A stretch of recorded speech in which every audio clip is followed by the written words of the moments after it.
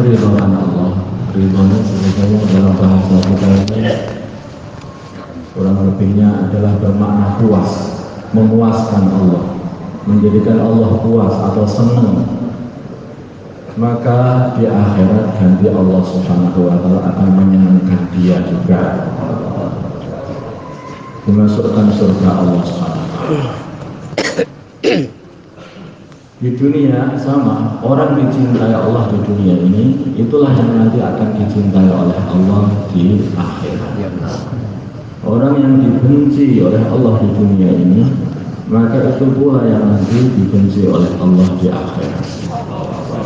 Maka kalau kita ingin mengetahui apakah diri kita ini termasuk orang yang dibenci Allah atau orang yang dicintai Allah, maka lihat diri kita di dunia ini. Tidak bisa kita katakan walaupun saya seperti ini di dunia, nggak pernah sholat, nggak pernah puasa, nggak pernah zakat, nggak pernah ini, nggak pernah itu semuanya, tapi tunggu dulu nanti kalau aku di akhirat. Yang enggak. Kalau di dunia ini kita ini tidak benar amalannya, ya di akhirat nggak disukai oleh Allah. Di dunia tidak disukai Allah, di akhirat tidak disukai.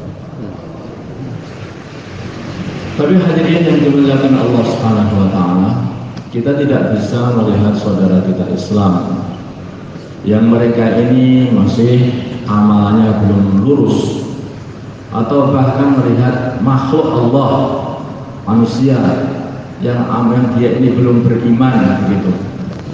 Kemudian kita mengatakan ini nanti kalau di akhirat mesti jadi musuh Allah. Kita belum tahu.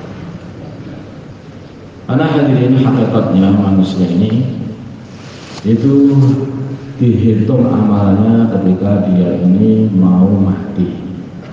Kalau matinya dengan membawa la ilaha illallah, maka dia ini sukses.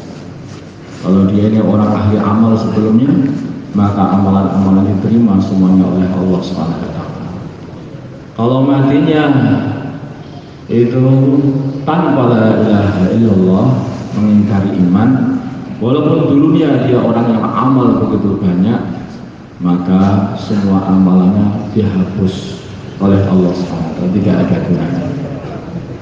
Kenapa dibuat seperti ini oleh Allah? Supaya kita ini tidak suudzon kepada orang sekitar kita, sehingga kita melihat orang itu, ini hamba Allah, ini hamba Allah, ini hambanya, senang saja. Kita tidak bisa suudzon. Walaupun kita melihat orang Islam namanya itu, dia itu kelihatan nakal sekali, tetapi kita tidak boleh suudzon pula. Kita tidak tahu kita yang kelihatannya soleh ini matinya bagaimana, mereka yang kelihatannya nakal itu matinya bagaimana, kita tidak tahu. Ini untuk melihat orang lain, bukan untuk melihat diri kita sendiri. Kalau melihat diri kita sendiri, jangan begini. Kita tidak tahu, aku ini kelihatannya nakal, belum tentu mungkin matinya jadi wali. Itu nggak boleh yang seperti itu, ya nggak boleh. Tetapi ini kalau untuk melihat orang lain, supaya kita ini tidak suudzon kepada semua orang Islam, maka kita lihat wali itu akan jadi wali, dilihat dulu akhirnya apa. Man kana akhiru kalamihi la ilaha illallah dakhala jannah. Barang siapa akhir kalamnya adalah la ilaha illallah, dia masuk surga. Dia masuk surga. Maka ada seorang yang berjuang dulu itu, seorang yang berjuang pada zamannya baginda Nabi Muhammad SAW. Dia berjuang dengan gagah berani, masuk di barisan musuh sana sini, masya Allah, sehingga para sahabat pun memuji-muji dia. Akhirnya orang ini dilaporkan kepada baginda Nabi Muhammad SAW. Ini ada sahabat engkau wahai baginda Nabi. Nah, tahunya mereka sahabat yang betul-betul berjuang habis-habisan. Maka Nabi mengatakan huwa finnar, dia masuk neraka. Apa yang terjadi? Terheran-heran para sahabat. Begitu dilihat saja, ternyata akhir kematiannya dia ini adalah malah bunuh diri. Begitu dia terluka, maka dia benamkan ujung pedangnya ini di dadanya sampai punggungnya, mati sendiri bunuh diri. Bukan mati syahid. Maka hadirin yang dimuliakan Allah Subhanahu wa taala, kita tidak tahu. Karena kita tidak tahu inilah, maka akhirnya kita hati-hati. Hati-hati melihat orang lain, juga hati-hati untuk melihat diri sendiri. Sehingga tidak ada yang perlu kita banggakan pada diri kita. Walaupun kita ini sudah habis-habisan sholat, kita habis-habisan berkorban, tapi kalau kita lihat diri kita, aku tidak tahu wahai diriku, nanti matimu kayak apa. Sehingga terus terjadi tawadhu. Hati itu terjaga, jadi tawadhu. Hanya doa saja kepada Allah, ya Allah, kumpulkanlah aku bersama orang-orang yang saleh di dunia dan akhirat. Ya Allah, kumpulkanlah aku bersama para nabi, para rasul, para siddiqin, syuhada dan sholihin. Hanya doa seperti itu saja. Karena tidak tahu. Maka bila mana perkara itu sudah dibanggakan, kepandaian sudah dibanggakan, pengorbanan sudah dibanggakan, justru kadang-kadang itu melalaikan. Malah justru melalaikan. Maka hadirin yang dimuliakan Allah Subhanahu wa taala, orang yang pandai katanya sebagai ustadznya para malaikat, yaitu makhluk namanya iblis. Begitu pandainya iblis ini, dia berbangga dengan ibadahnya. Habis-habisan dia ibadah. Bahkan dia ini julukannya adalah sajjad, hamba Allah yang paling banyak sujudnya. Dikatakan kalau tidak ada tempat kecuali tempat itu mesti pernah dibuat sujud, dibuat sholat oleh iblis. Maka ini yang dimuliakan Allah Subhanahu wa taala, umurnya panjang sekali. Tetapi iblis ini ternyata ketahuan. Sebetulnya ini semuanya ini hanya dipamer-pamerkan kepada orang lain saja, bukan karena Allah. Begitu diperintah oleh Allah dengan satu perintah yang tidak sesuai dengan nafsunya, maka iblis ini tidak, walaupun Allah yang memerintah. Maka Allah berkata kepada iblis, wahai iblis, apa yang membuat kamu tidak mau bersujud kepada Adam ketika aku perintah kamu untuk sujud kepada Adam? Hadirin yang dimuliakan Allah Subhanahu wa taala. Maka iblis mengatakan, saya lebih baik daripada dia. Kayaknya dia itu mengajari Gusti Allah, saking pintar itu. Loh, ya Allah, saya kan lebih baik daripada dia. Engkau ciptakan aku dari api, dan engkau ciptakan Adam dari tanah. Itu kan berarti tanah dengan api lebih bagus api. Kenapa saya harus sujud kepada Adam? Ini salah, ini perintahnya salah, harus diganti. Kayaknya seperti itu. Hadirin, dia tidak mendapat kemuliaan dengan kesombongan itu, diusir oleh Allah Subhanahu wa taala. Pergi kamu. Sehingga dia diusir, tidak lagi bertemu dengan para malaikat, tidak berkumpul dengan para malaikat lagi. Diusir. Tetapi dasar orang itu sombong, maka tidak mau bertobat. Tetapi dia mau mengatakan, kalau engkau usir aku, ya kalau begitu anak cucu Adam akan aku usahakan keluar dari agama, biar masuk neraka kabeh bareng. Daripada aku dewe, daripada saya sendiri yang masuk neraka, dia cari teman, ya biar anak Adam juga bawa aja ke neraka sekalian. Masya Allah, ini ada orang itu pemikiran seperti itu juga, makhluk seperti itu. Kalau kita berpikiran seperti itu, kalau saya sudah salah, ya sekalian yang lain biar salah. Ini iblis Pak itu. Agung basah, sudah kadung basah ya sekalian nyeluk sekalian aja. Iblis, kalau orang itu basah kena najis sedikit, cobalah dicuci, nanti kamu jadi suci. Jangan ketika najis sedikit, kesalahan sedikit ditambahin lagi, ya sudah kadung basah, teruskan aja. Itu iblis. Hadirin yang dimuliakan Allah Subhanahu wa taala. Sebetulnya Allah Subhanahu wa taala ini dalam urusan iblis dan para malaikat, ini Allah yang tunjukkan bagaimana kemuliaan Nabi Adam alaihissalam. Kemuliaan Nabi Adam ini bukan saja keturunannya, memang Nabi Adam adalah keturunan tanah. Kalau malaikat adalah keturunan nur cahaya, saya katakan keturunan, maksudnya dibuat dari cahaya kan. Kamu berjaya dari keturunan cahaya. Nah kalau kita ini berkata, gue, kamu apa? Kamu itu turunannya tanah. Hadirin yang dimuliakan Allah Subhanahu wa taala, saudara Iblis adalah keturunan dari api.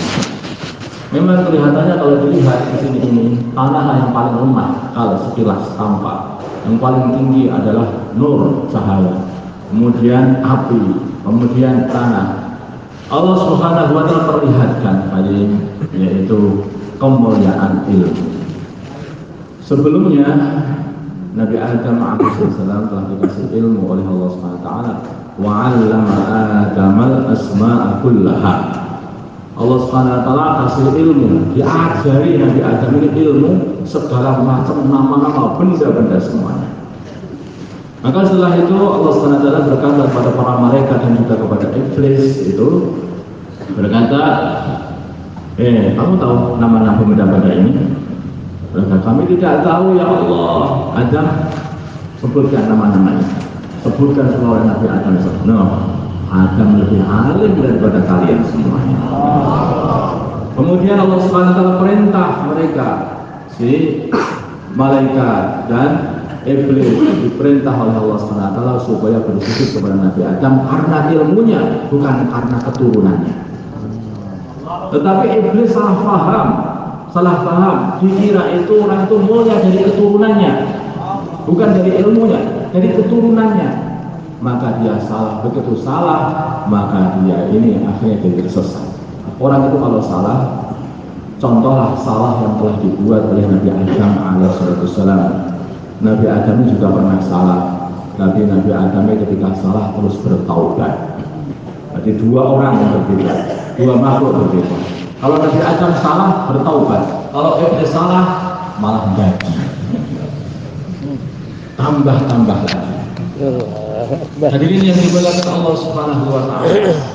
Amalan taubat ini bukanlah amalan yang hina, tidak. Amalan taubat memperbaiki diri ini amalan yang sangat mulia di sisi Allah Subhanahu wa taala.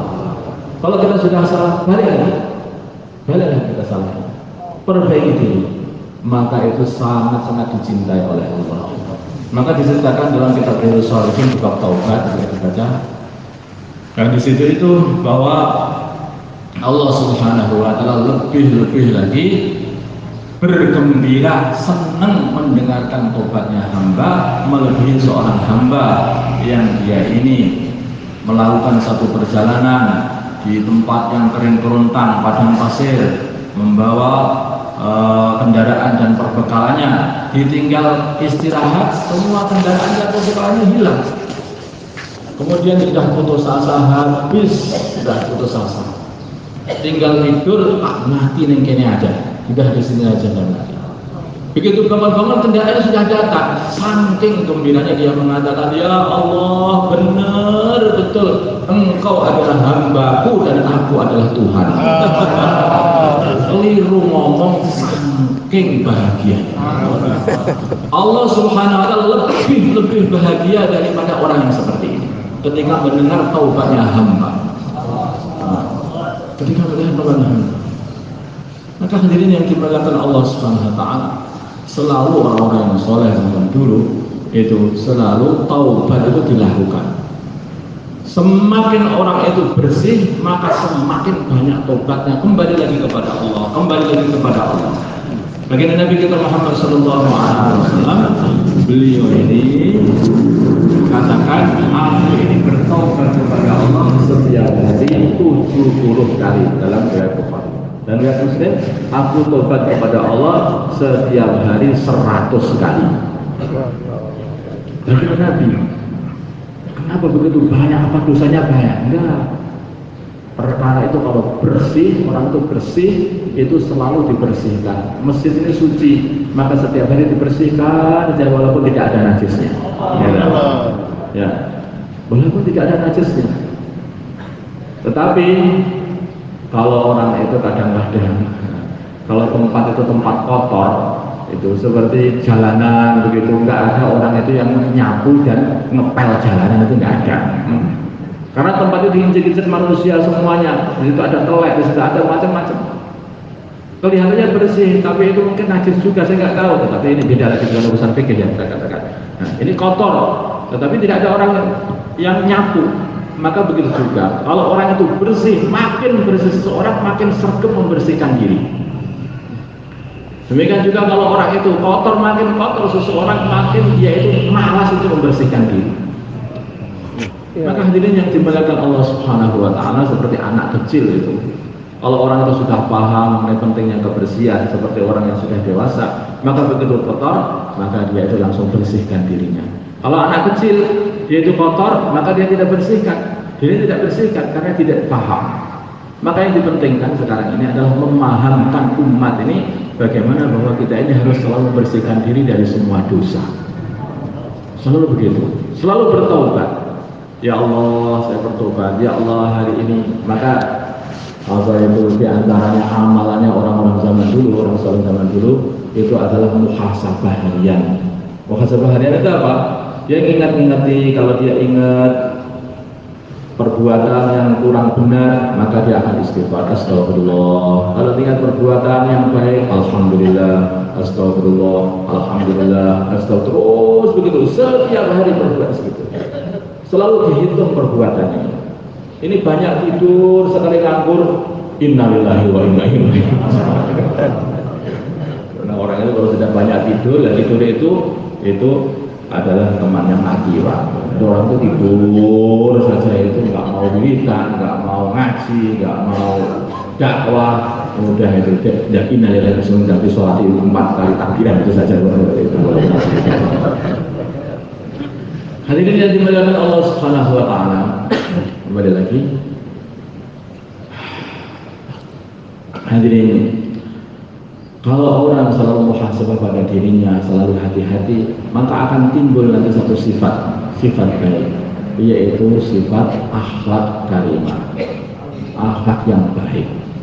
Nabi kita Muhammad Sallallahu Alaihi Wasallam, beliau ini adalah nabi akhlak. Beliau ini dipuji-puji oleh Allah Subhanahu wa taala karena akhlaknya. Dalam surat Nur beliau dikatakan wa innaka la'ala khuluqin 'adzim. Sungguh engkau ini wahai Muhammad sungguh mempunyai akhlak yang agung. Baginda Nabi itu lembut sekali. Lembut sekali. Pembicaraannya itu lembut sekali. Tidak bertemu dengan saudaranya, tidak perlu dengan ketemu sahabatnya, kecuali mesti baginda Nabi tersenyum. Sampai semua sahabat-sahabatnya merasa aku yang paling dicintai baginda Nabi. Jadi selalu tersenyum. Kalau bicara berbicara yang baik. Kalau bicara pembicaraan juga pembicaraan yang baik. Kalau berjalan baginda Nabi itu nunduk, bukan dangak-dangak, nunduk. Berjalan dengan tawadhu. Kalau berjalan tidak langkah-langkahnya ini tidak terlalu luas atau lebar sehingga kayak orang mau apa saja. Dan tidak pula terlalu kecil sehingga kayak orang kok manja atau gimana. Tapi beliau itu apa-apa sedengan, tawasud, sedengan. Mulai jalan tidak orang nampak jalannya baginda Nabi dapat hidayah. Cara jalannya sudah pas, cara ngomongnya juga pas, ketemu anak kecil juga, anak kecil senang, ketemu orang tua senang. Hadirin yang dimuliakan Allah SWT, baginda Nabi kalau ketemu anak-anak kecil pun beliau mengatakan assalamualaikum, waalaikumsalam. Nah, ketemu anak kecil, beliau pun perhatian kepada anak-anak kecil. Pernah satu syekh Quraisy ini datang kepada baginda Nabi atas permintaan orang-orang Quraisy seperti Abu Jahal dan yang lain-lainnya waktu dia masih di Mekah. Hadirin yang dimuliakan Allah SWT, Syekh Quraisy ini datang kepada baginda Nabi. Namanya Syekh Husain. Maka Syekh Husain ini berkata kepada Nabi, wahai Muhammad, aku mendengar kamu ini kok bikin resah saja di kaum sini. Kamu itu meresahkan masyarakat. Loh, ada apa Mbak? Itu loh katanya kamu itu kok molok-molok Tuhan mereka. Maka baginda tidak menjawab apa. Maka baginda itu mengatakan, Tuhan, kalau Tuhan ini ada permasalahan, ya, kesulitan, maka Tuhan yang mana yang Tuhan mintai pertolongan. Maka orang ini mengatakan, ya Tuhan yang ada di langit, katanya. Maka beliau mengatakan, Tuhan, kalau Tuhan itu mintanya selalu kepada Tuhan yang ada di langit, maksudnya Allah Subhanahu wa Ta'ala. Lalu kenapa Tuhan itu kok menyembah kepada selain Tuhan yang ada di langit? Maka hadirin, dia diam saja. Betul juga. Dan terus bagaimana? Baiklah, dia masuk Islam lah. Asyhadu alla ilaha illallah wa Muhammad Rasulullah. Dengan bulan buka. Ada juga anak muda yang nakal datang kepada baginda Nabi. Maka anak muda itu mengatakan, wahai Rasulullah SAW, izinilah aku untuk berzina. Kurang ajar. Hadirin baginda Nabi itu hanya tidak ngomong. Begini, maukah kamu, apakah kamu ridho boleh anakmu dizinai orang lain? Enggak boleh, maaf saya. Apakah kamu boleh ibumu dizinai orang lain? Tidak boleh. Apakah kamu boleh saudara perempuanmu dizinai orang lain? Tidak boleh. Demikian juga orang lain. Tidak boleh anaknya, saudaranya, ibunya dizinai. Maka gimana? Oh iya betul, begitu itu. Sudah. Aku tidak akan melakukan selamanya dan tidak akan, dan aku akan jadikan perzinaan ini adalah suatu amalan yang paling aku benci di dunia dan di akhirat. Maka hadirin yang dilakukan perkataan yang lembut bagi Nabi menjadikan orang paham, bukan malah dimarahi habis-habisan, bukan, tetapi dijak ngobrol tenang, pelan-pelan, begitu sampai paham. Hadirin, beliau itu kalau ngomong, dikatakan kalau bicara bukan hanya sekali, enggak, kalau masih belum paham maka akan diulang-ulang sampai 3 kali sampai bisa dipahami. Dan beliau juga menyarankan kepada umat ini supaya selalu berlaku lembut. Inna rifqa la yudha'u ala syai'in illa zana. Sesungguhnya kelembutan itu tidak diletakkan kepada apapun kecuali mesti akan menghiasinya. Mesti akan menghiasinya. Maka biasakanlah kita lembut insya Allah kepada siapapun. Insya Allah ya. Coba seperti itu. Coba seperti itu. Itu sunnah. Kita sudah banyak bicara sunnah, siwak sunnah, ya. Siwak sunnah, jubah sunnah, serban sunnah. Coba akhlak yang baik. Ada yang mengatakan akhlak yang baik sunnah. Belum banyak orang yang mengatakan seperti itu. Kelembutan sunnah, belum banyak yang berkata seperti itu. Maka kalau kita terus katakan kelembutan sunnah, bicara dengan lembut sunnah, nah, lemah lembut itu sunnah, maka hadirin yang dimuliakan Allah SWT, tentu saja itu juga kalau kita sering bicarakan, nanti akhirnya juga kita akan mudah untuk mengamalkannya. Semua perkara itu mulai dari bicara. Kalau sudah banyak dibicarakan, nanti akhirnya juga akan mudah kita amalkan. Hadirin yang dimuliakan Allah Subhanahu wa Ta'ala, alhamdulillah saya sudah bisa datang ke sini ini takdir Allah Subhanahu wa Ta'ala. Habis Jumatan saya itu langsung ada tiket nggak kira-kira? Habis Jumatan kemarin kira-kira ada tiket nggak? Kalau ada tiket artinya saya ditakdirkan datang ke Makassar. Kalau nggak ada tiket artinya kapan-kapan datang ke Makassar. Wah, ada tiket semua lengkap. Alhamdulillah. Langsung berangkat ke sini. Jangan ditunda-tunda kalau memang ada kebaikan datang pada hati, pengen kebaikan hati, langsung jangan ditunda-tunda. Seseorang kalau kita ini mentasbih seseorang untuk masuk Islam, ya, untuk masuk Islam. Kalau seseorang sudah datang pengen masuk Islam, jangan ditunda-tunda. Nanti takutnya setan datang untuk merusakkan niat baik. Maka kita juga begitu.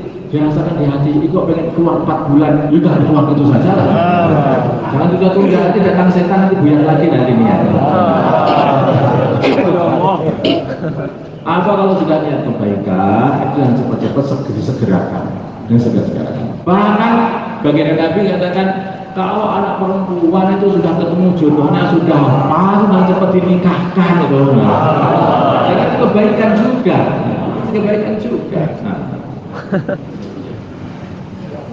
Hadirin yang dimuliakan Allah SWT, senang kali bisa datang ke sini bertemu dengan saudara-saudara semuanya. Dan intinya yang paling penting ini adalah bagaimana kita bisa menjalin ukhuwah Islamnya dan kita bisa yaitu menjalin silaturahim dengan seluruh saudara-saudara Islam kita ini di seluruh dunia.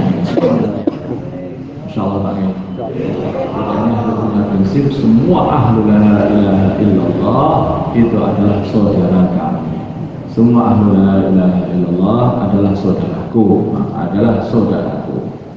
Yang pakai kopiah atau yang gundulan, yang pakai jubah atau yang pakai kaos, yang pakai sarung atau yang pakai celana atau yang semuanya itu asal ahlu la ilaha illallah, mereka itu adalah saudara kita. Mereka saudara kita. Mereka berhak untuk kita sayangi, mereka berhak untuk kita cintai. Mereka itu kita tidak tahu. Mungkin dengan hubungan kita dengan orang-orang Islam semuanya inilah akhirnya kita ditolong oleh Allah SWT, diringankan hisab kita nanti di akhir. Maka dikatakan perbanyaklah kenalan dengan orang-orang Islam, perbanyaklah kenalan dengan orang-orang Islam. Ada satu rombongan dikirim ke neraka dan satu rombongan dikirim ke surga. Maka rombongan ini berpapasan di tengah jalan. Maka seorang ini, loh, Fulan mau kemana? Rombongan yang ke surga. Bertanya ada seseorang yang dikenal dikirim ke neraka. Fulan mau kemana kamu? Saya ini lagi dikirim ke neraka. Loh, nggak usah ikut sana, ikut rombongan kami aja. Diizini oleh Allah, akhirnya masuk rombongan, masuk ikut ke rombongan surga. Ini baru hanya kenalan. Makanya kalau kita sudah punya kenalan, baikan dengan orang Islam itu dijaga sampai mati. Kalau sudah kenalan, baikan jadi musuhan.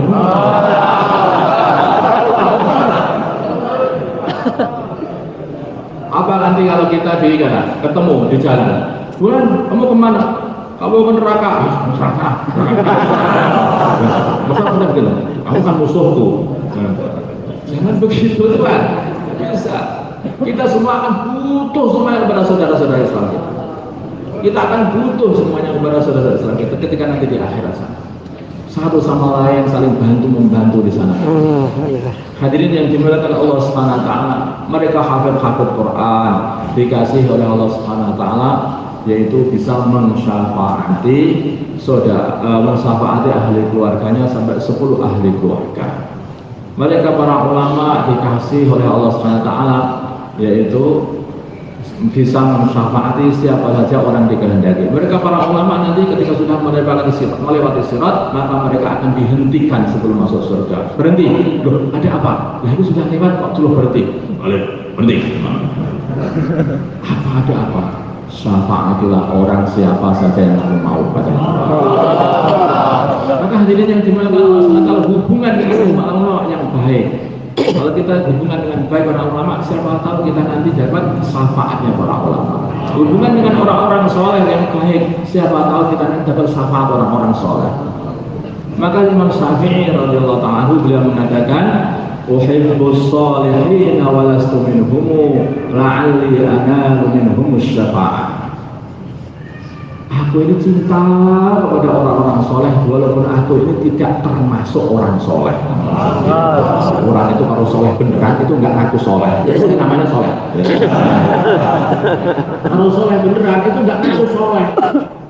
Orang itu uhibbus shalihin wa lastu minhum. Aku ini senang cinta kepada orang-orang soleh walaupun aku ini tidak termasuk golongan orang soleh. La'alli analu minhum syafa'ah. Semoga aku mendapatkan syafaat dari mereka. Aku dapat dibela oleh mereka sehingga aku dapat masuk surga nanti. Ini Imam Syafi'i ingin hubungan dengan orang-orang saleh. Wa akrahu man tijaratuhul ma'asi walau kunna sawa'an fil bid'ah. Dan aku tidak menyukai orang yang suka berbuat maksiat walaupun sebetulnya aku ini juga tukang ahli maksiat. Walaupun kita ini masih kotor, walaupun kita ini tukang maksiat, tapi jangan ridho dengan kemaksiatan. Jangan ridho dengan kemaksiatan. Aku tidak suka dengan kemaksiatan, tidak suka pada orang yang berbuat maksiat. Walaupun aku sama-sama mengatakan suatu hari nanti kita ini akan dirubah oleh jadi orang yang soleh. Katanya itu orang yang bisa berhenti dari merokok itu dimulai dari benci rokok. Seperti itu. Yang sudah pengalamannya siapa? Kalau sudah dimulai benci merokok, nanti akhirnya berhenti merokok. Akbar. Ada macam-macam. Ada sebagian orang mengatakan itu supaya orang itu benci dengan rokok, maka dikasih penyakit paru-paru dulu. Benci gara-gara rokok ini saja kena paru-paru, gara-gara rokok kena jantung. Dah buang rokok aja, benci rokok, akhirnya berhenti rokok. Tapi jangan yang seperti itu, Pak. Nah, ada yang mengatakan biasanya orang itu ngambil rokok pakai tangan kiri, coba dirubahkan pakai tangan kanan, sehingga akhirnya akan benci merokok. Begitu habis rokok, ketika makan rasanya kok pahit semuanya, toh nasi pahit, sayur pahit, lauk pahit, itu semua tembakau semuanya. Benci rokok aku dibuang. Nah, akhirnya jadi berhenti merokok. Kalau yang pengen nyoba silakan. Kalau rokok pakai tangan kanan. Ini bukan tahlil rokok, Pak. Hadirin yang dimuliakan Allah Subhanahu wa taala, dimulai dari benci itu akhirnya kita bisa meninggalkan. Wa akrahu man tijaratu bil ma'asi walau kunna sawa'an fil bid'ah.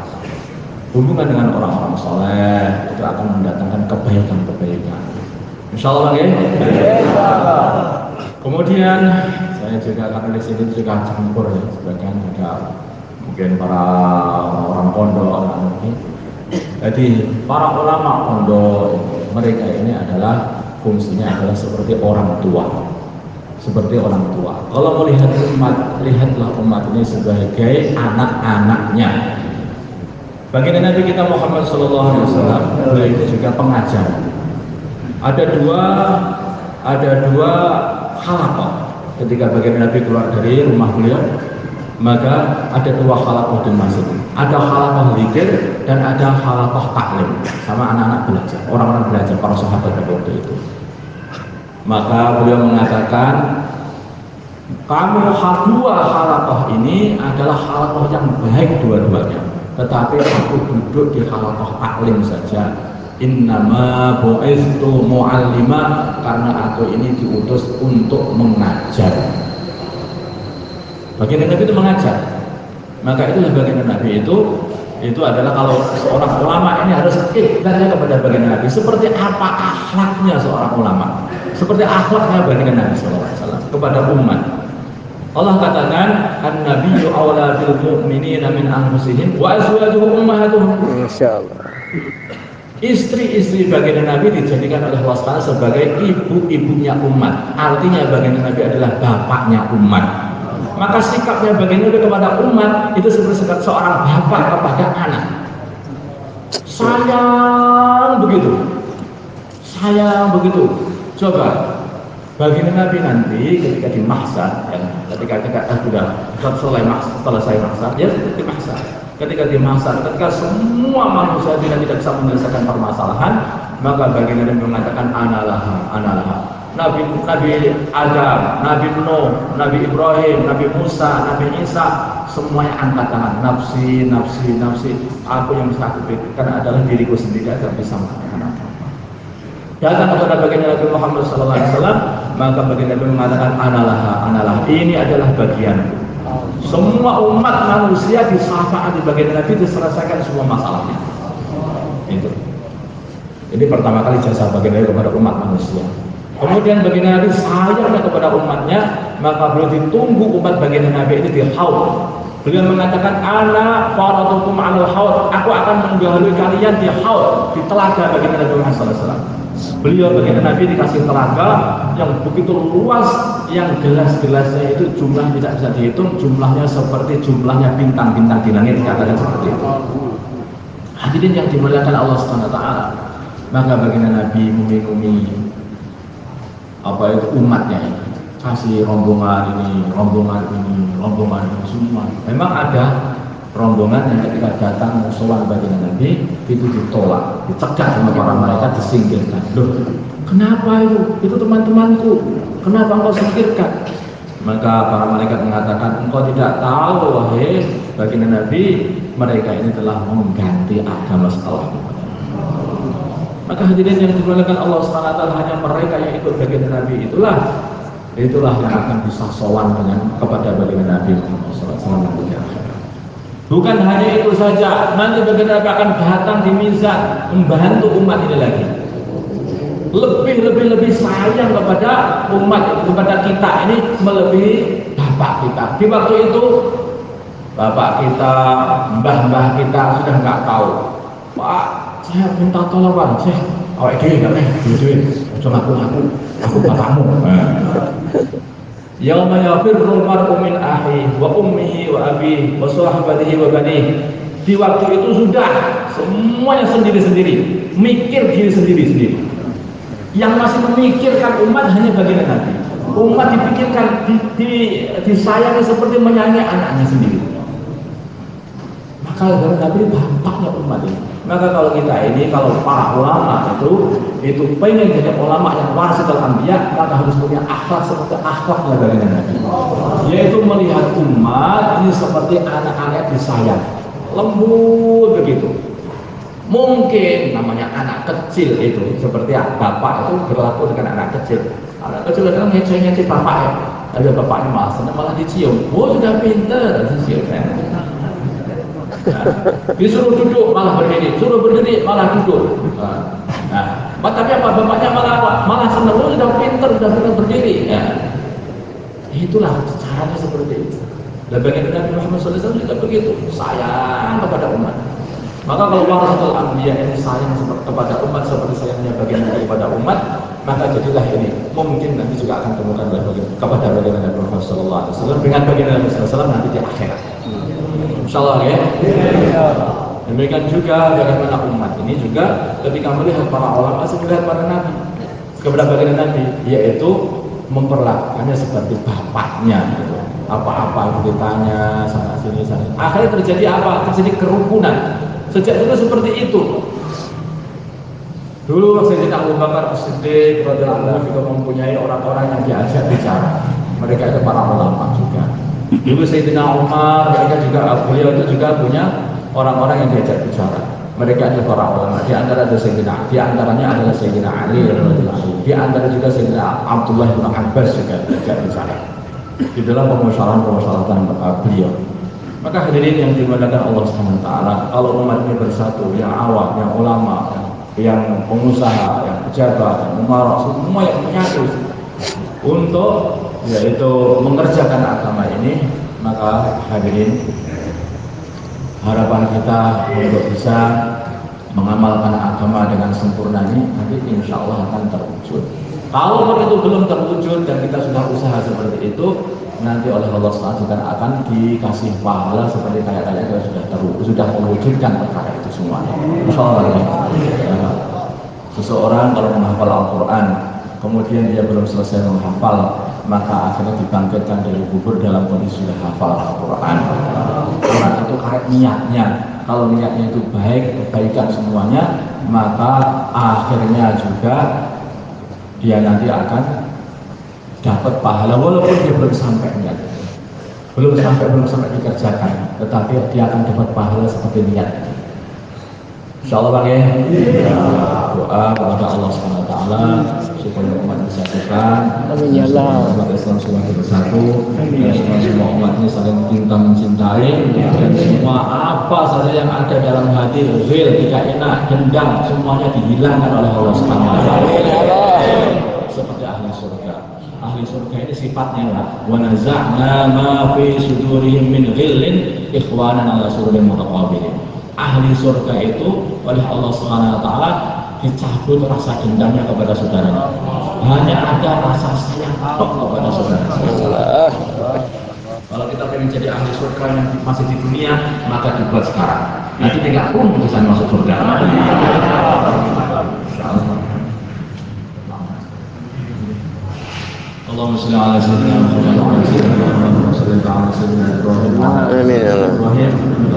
sayyidina Muhammad wa ala sayyidina Ibrahim wa ala sayyidina Ibrahim wa ala sayyidina Ibrahim سيدنا محمد اللهم اغفر لأمة سيدنا محمد اللهم أصلح أمة سيدنا محمد اللهم آلف بين قلوب أمة سيدنا محمد اللهم انصر أمة سيدنا محمد اللهم حسبهم سلطانا نصيرا وصلى الله على سيدنا محمد النبي الأمي وعلى آله وصحبه وسلم والحمد لله رب العالمين.